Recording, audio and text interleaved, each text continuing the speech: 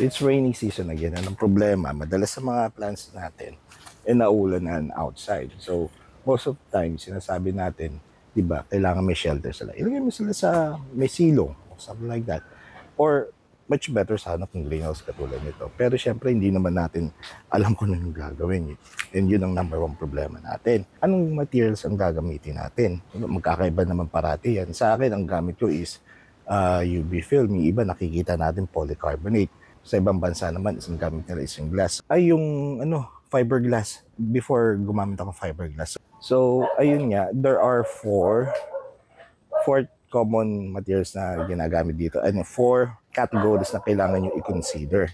So, sa durability, let's talk about yung lifespan.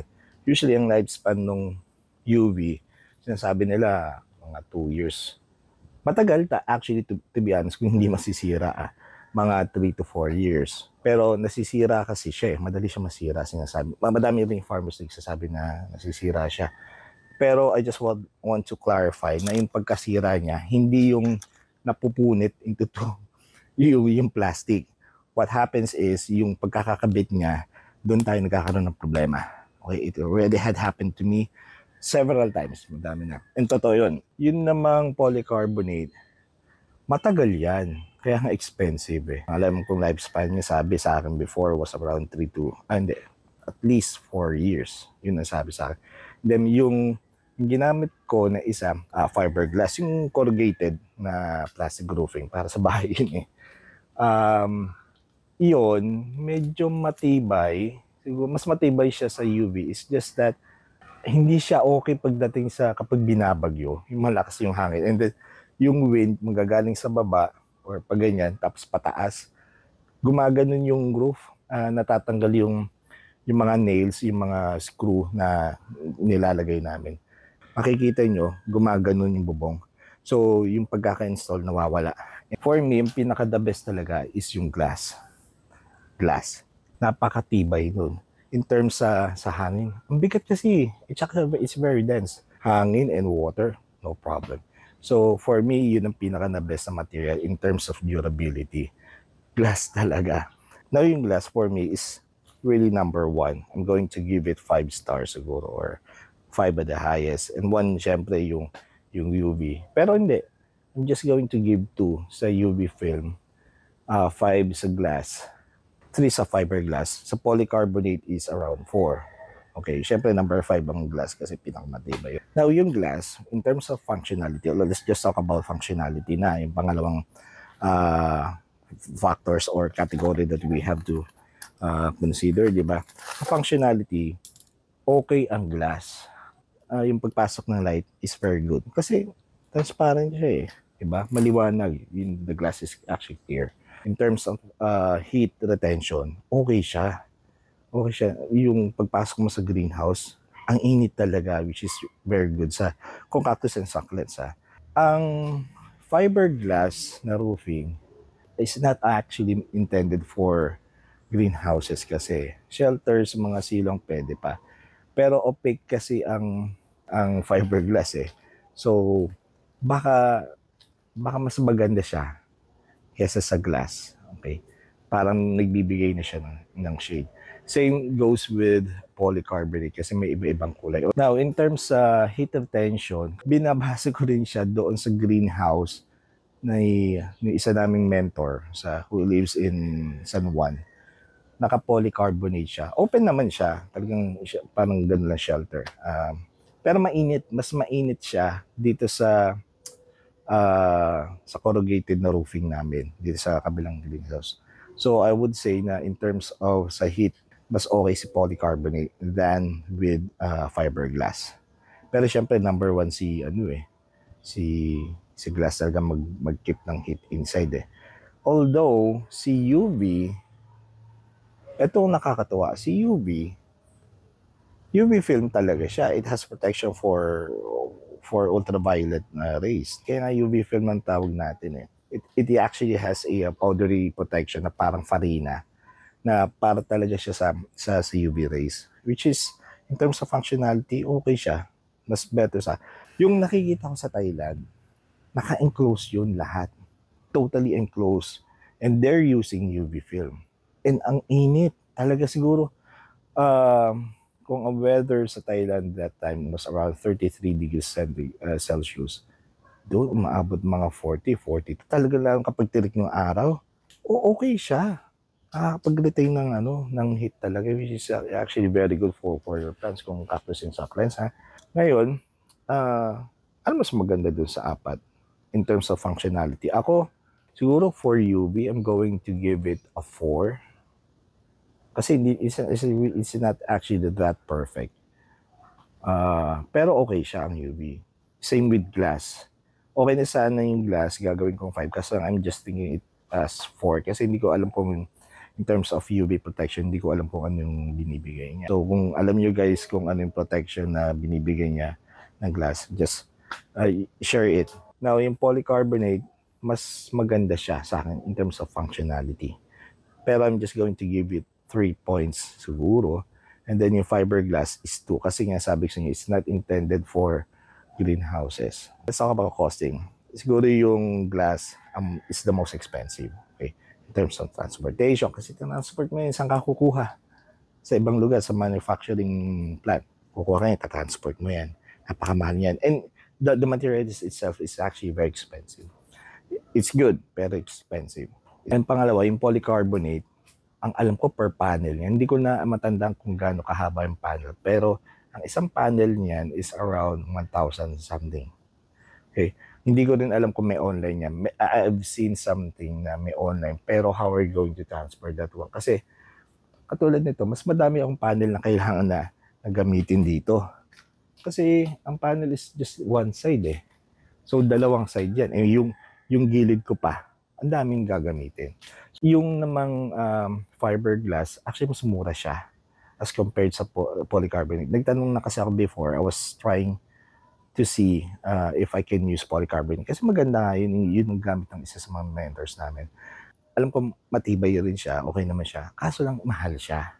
And hindi kaya ng budget. So, nag-switch ako sa fiberglass, which is around 600 to 700 depending on the size at saka yung length niya. Pero, ang pinakamura talaga is UV film. Definitely mas mura. Kasi yung isang roll na binili ko, may sumobra pa eh. Yung paggamit namin dito, actually, we can still build yung greenhouse na isa. Pwede ka pang paglagyan yun eh. Ang isang roll na pagkakabili ko is just around 12,000 yata. Laki na nun. And then yung transportation ko, via Shopee lang. Oh, ang ginastos ko sa transpo was around more or less mga 1,000. So okay talaga si UV. Definitely I would say number 5 ang 5 points talaga ang bibigay ko kay UV kasi mura. It's actually very into talaga i-recommend ng kahit sinong may experience na in terms of shelters and greenhouses. Ayun ang ma-recommend ko din sa inyo. Especially kung low budget lang. Doon ka, huwag mo pilit na bumili ng polycarbonate or glass, even glass, di ba? Maganda ang mga yon. Pero kung wala sa budget, huwag mong pilitin. Doon ka muna sa medyo kung kaya lang ng budget. And UV, in terms of functionality, sinasabi sa inyo, maganda rin siya. Kaya, UV na talaga sa akin for the costing, napakamura, 5 points. And then, yun nga, sa akin last would be the practicality, the practical use. Sa glass, guys, ako I would say na napakaganda niyan. Sa ibang bansa makikita nyo, maganda yung greenhouses, naka-glass sila. Pero there's a reason behind it. Kasi they have winter. And maganda ang glass. Kapag malamig, nakakapag-retain siya ng heat inside. Yun ang purpose niya. And then, kapag nag-snow, madaling tanggalin, medyo matibay siya. Madami siyang protection na binibigay sa ibang bansa. Pero here in the Philippines, if you're going to use it, mainit na dito sa Pilipinas, guys. So, for example, kapag ang temperature right now is around 30, dito pa lang sa greenhouse ko na UV ang gamit ko, hindi sa umabot na 38 ang kapag sa noon. How much more kung glass ang gamit ko, 'di ba? Pangalawa, kung glass ang ginamit ko dito, ang dami. The most important siguro na kailangan na pag-usapan natin. Apa! Just going to continue it kasi nandiyan yung sasakyan namin. May pupuntahan lang kami, then I'll be back, okay? Teka lang. Okay, so, sorry, I'm back again. Pasensya na kayo kasi we went out together with our family. So, grabe. So, kung wala naman sa UV, gusto nyo medyo maganda, aesthetically, medyo maganda, I would go for polycarbonate. Kung budget-wise kasi, I would go for fiberglass. For me talaga, yung glass, hindi siya recommendable. Okay? Unless you're residing in Baguio or somewhere na mountain or malamig. Kapag dito sa Manila, mainit, lalong init sa loob. So, nakakasunog yun. That's the reason why at some greenhouses, you could actually see meron pang net na nilalagay, yung kulay itim, additional shade. Doon sa polycarbonate pala, ang kinagandahan lang niya, madali siyang install. Pati sa roofing, madali. You wouldn't have any problems. Unlike kapag fiberglass, I could not just imagine kung paano yung gilid mag-install. Paano mahirap. Ngayon, ang problema lang naman sa UV is that sometimes, kapag may bagyo, natatanggal sila. It already had happened to me a lot of times. Trust me. Pero there's a way kasi. And maybe if we still have time, let's try to discuss it. I'm going to share everything to you. Just to give you an idea, madami ng bagyong dumaan sa greenhouse, pero hindi pa ako nagpapalit ever since. Okay? It's already been 4 years. And look, iba ang tunog ng plastics namin.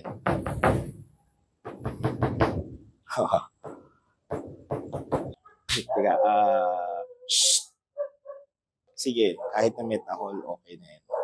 I just forgot yung maintenance needs. So, after mo ma-install it, but if you used glass, paano nabasag? How are you going to replace that one? What if yung glass mo, isang buong panel, medyo mahaba siya? Okay, paano yun? Ang hirap nun. Kasi for glass talaga, for you to install it, you need a skilled person to do that. And unfortunately, there's only a few who can talaga ma-install ng tama yun. Sa polycarbonate naman, I'm not sure sa case ni John kasi nabutas na. It became crisp. I'm not sure why or why it happened. Patse-patse different places ng greenhouse niya. So, yun talagang quality ng ano. I'm not sure kasi iba-iba naman ang brand ng polycarbonate roofing. So, I'm not sure kung baka mamaya may specific na brand na mas maganda. Just tell me. Paki-share na lang. Baka may magandang roofing share natin. I-recommend na lang natin. Sa fiberglass, madali siyang matanggalin. Kasi, well, madali talaga siyang matanggal kapag may bagyo. At madali rin naman siyang i-replace. Okay, so you need not worry about that one. So, as with regard to the practicality, UV is the best talaga. Kasi, makikita mo, it's cheap. It's available anywhere. I mean, you can even order online. Ako nga sa Shopee lang nga. Then yung transportation cost is relatively cheap. Okay, as compared to buying glass or polycarbonate and fiberglass. Diba? Medyo expensive yung mga. So to cut it short, guys, it's up to you kung ano talagang gagamitin mo. I'm just giving you some suggestions or mga, baka kasi hindi nyo pa naisip yung itong material na to mas maganda pala. Gusto ko aesthetic So, I would go for glass or polycarbonate. So, it's up to you. Sa akin lang,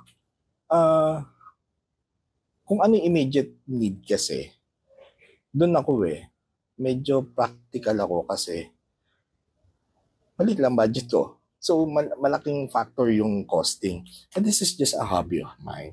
Kung nagagawa naman ng cheap material, yung function, yung expectation niya na meet, then go for it.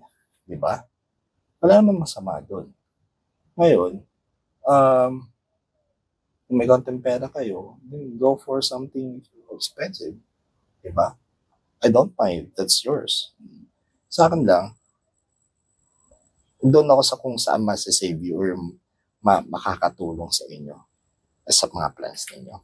Again, the decision would always be yours. So yung mga tips na binigay ko sa inyo are only guide. Okay? Those are just the things that would guide you. kung ano material ang gagamitin ninyo. And if you have any other questions about sa bagyo, sa paano po alagaan natin yung plants, ano ba, nalunod, o lang kayo ng ilang araw yung mga halaman ninyo. What are you going to do with that one? Kung gusto niyo mag ganung topic, or just PM me. And I'm gonna see you guys again on the next video. Thank you so much for watching and for your support sa Succulents and Spice. Bye guys!